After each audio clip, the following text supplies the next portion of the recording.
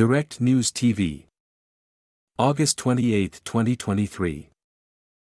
DeSantis urges Florida residents to prepare for incoming storm Idalia.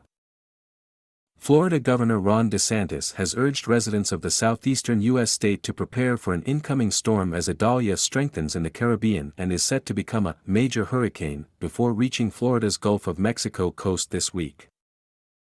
Tropical storm Idalia intensified early on Monday and could bring an increasing risk of life-threatening storm surges and dangerous hurricane-force winds to Florida as soon as late Tuesday, the National Hurricane Center, NHC, said in a morning advisory. The storm is forecast to travel across western Cuba and the Gulf of Mexico before reaching northwest Florida, the agency said. "This is going to be a major hurricane," DeSantis said during a news conference on Monday morning. "If you are in the path of this storm, anywhere on that Gulf Coast from the Tampa Bay area all the way up to Franklin County in northwest Florida, just prepare for major impacts," said DeSantis, who is running for the Republican Party's 2024 presidential nomination.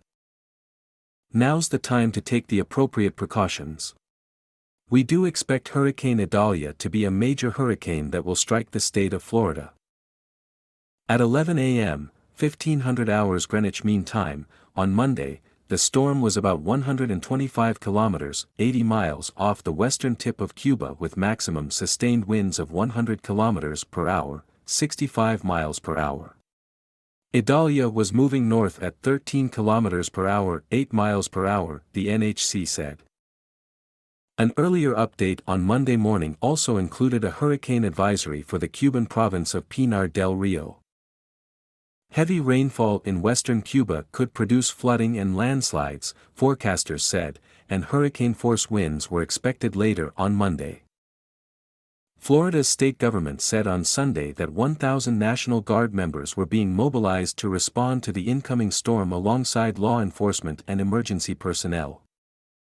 DeSantis declared a state of emergency in 46 counties, a broad area that stretches across the northern half of the state from the Gulf Coast to the Atlantic coast.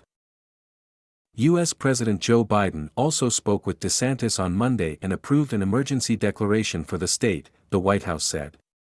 The move authorizes federal assistance to flow to Florida. Along a vast stretch of Florida's west coast, up to 3.4 meters, 11 feet, of ocean water could surge on shore, raising fears of destructive flooding. "That part of Florida is very vulnerable to storm surges," said Jamie Rome, deputy director of the NHC. "So it will not take a strong system or a direct hit to produce significant storm surge," he said.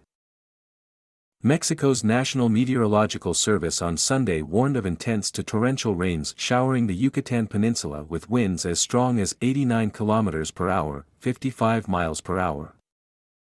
While Idalia is not forecast to make landfall in Mexico, the agency warned people there to stay alert because the storm could cause anything from powerful waves to flooding in southern Mexico, mainly around coastal cities in the Yucatan and Quintana Roo states.